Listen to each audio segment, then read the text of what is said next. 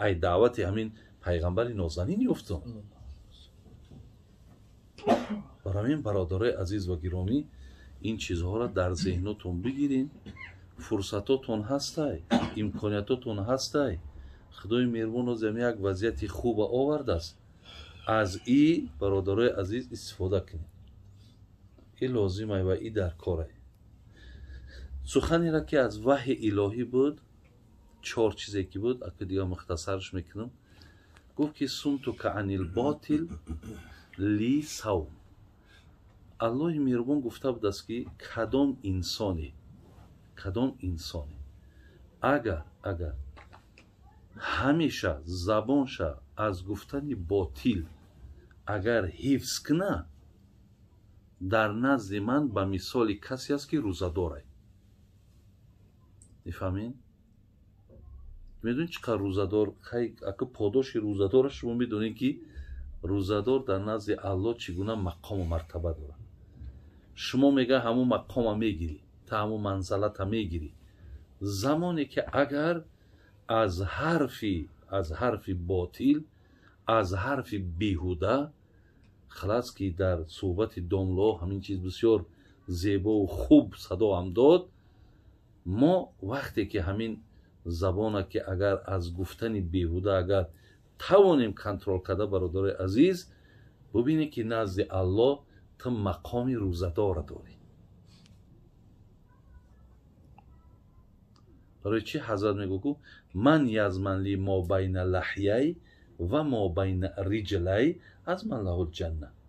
حضرت میگه که اگر تو گارانتی یابتی که تا مردن ما بین پاما و زبان ما هیچ وقت آلوده نمیکنم، یعنی سخن زبان ما به بیهوده، بین پاما به حرام، همین 2 چیز تو پیش من در گارانتی یابتی که تا مردن تا حفظ شون که نگهش بدار، از من له الجنه، منم گارانتی میتم تو جنت میره. من دارم همین مقام و همین قدر مقصد نزد الله مهربان قیمتی که دعوا کنم با همین سخن من تر داخل جنت کنم. تو فقط همین 2 چیز رعایت کن.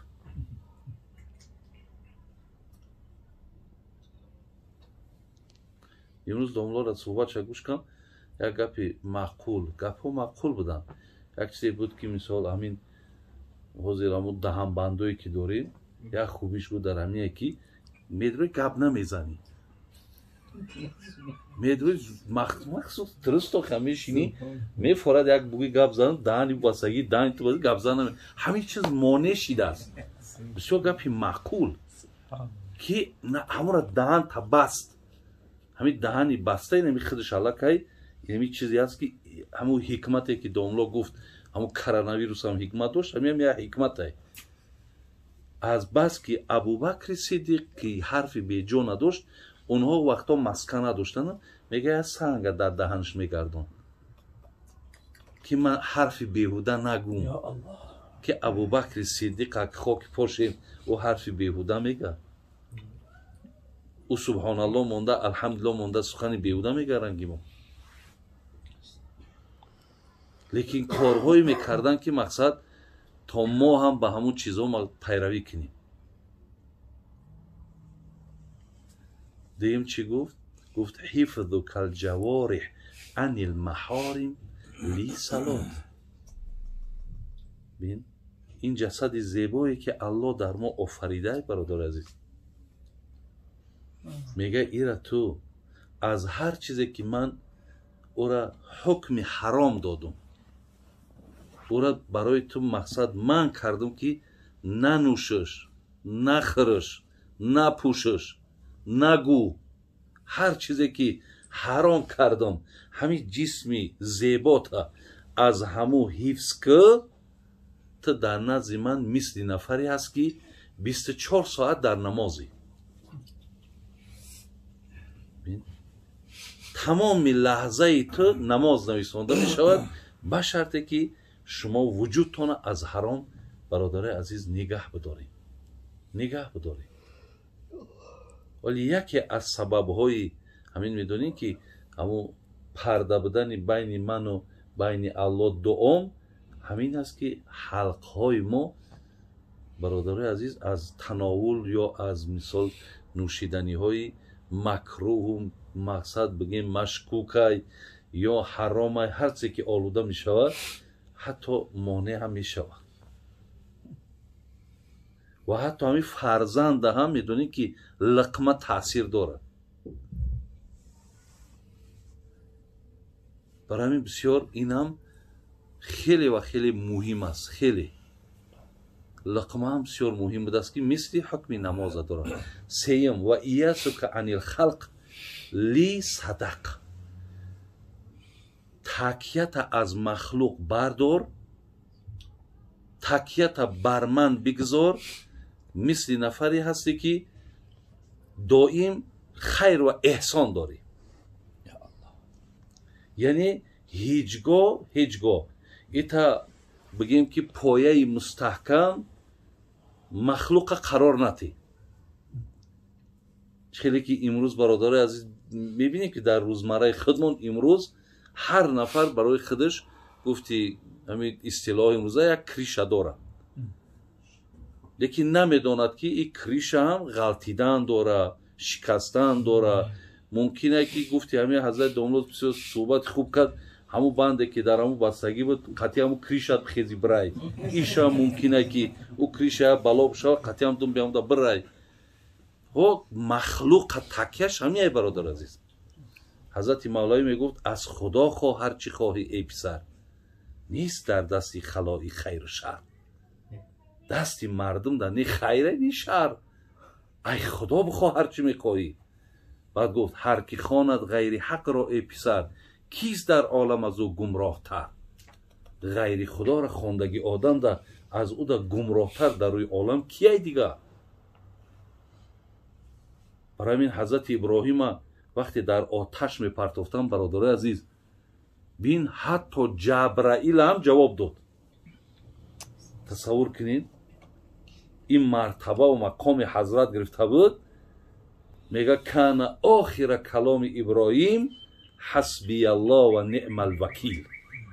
آخرانه که پرتافتش در آسمان باید برای در قعر مقصد اما آتش بزنه، یک آتشی که اوجا خدا دانه گرادوسی و دیگه هیچ کنه میدونه، اوجا ماها هیزم جمع کردگی دیگه پرنده در بالای پریده نمیتونه.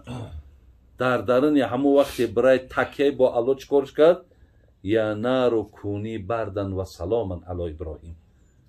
مادامی که این بنده به من تکیه داره از من کمک طلب کردیسه، زمانی که همین آمد در حال خنک شه، قبولش که مهمانه، قبولش که خنک شه، یکی با خنکی نشه که با خنکیش بزنه. سلامن به معنای که ها سلامت نگهش بدار. این الله ربی برادرای عزیز پیغمبرم از داخل جوگه خوابش بیرون شد. این تکیه با الله که بود مردم سحر تا بگر خواب کدگی بودن. میگه کاردا هم از زهرالو تیار. یکی وقتی برآمدن چی شید؟ برآمد هم و چشما پری خوابشون بود. حضرت آزاد برآمد بررفت. یعنی هر کی تکیه با خدا داره حضرت میگه چی هست؟ نزد من مثل کسی است که همیشه سخاوت داره، سخیه. چهارم بعد گفت و کفک الاذی عن المسلمین لی جهاد. بین مردم مسلمان آزار نته تو در پیش من به مثال مجاهدی در راه خدایی. بنده های خدا را آزار نته، بنده های خدا را زیان نیا. از زمره آدم های زیان آور نباش. الله میگه چی میکنن؟ درجه و مقام مجاهد هم میتوند. خدا رحمت کنه حضرت مولانا رو میگو که بالا نپرم نه لکلکم من. خلاص همون یعنی همیشه ما یک آدمی عادی مقصدی تری فعلی تری گردن بلندی و خود پرستی و خود نمایی ندارم. بالا نپرم نه لکلکم من، کس را نگزم که نه سگم من. بله مقصدی آزار دادن و گزیدن و همه ای کاری مقصد اونا و سگ است، کاری انسان نیست کو. برای این اگر ما از این 4 چیزم برادرای عزیز که خدا رحمت کنه ابن حجر اسقلانی را که جمع آوری کرده است در کتابش که بسیار سخنهای نیک گفتند، اگر ما با هم بتونیم خودمان را مطابق کرده انشالله همین مقام و منزلت ها را ما و شما هم گرفتن میتونیم. الله عاقبتمون را بخیر، ایمانمون را به سلامت نگهداره و بازم برکات نازل و آفت و بلا را دور گردانه. آمین.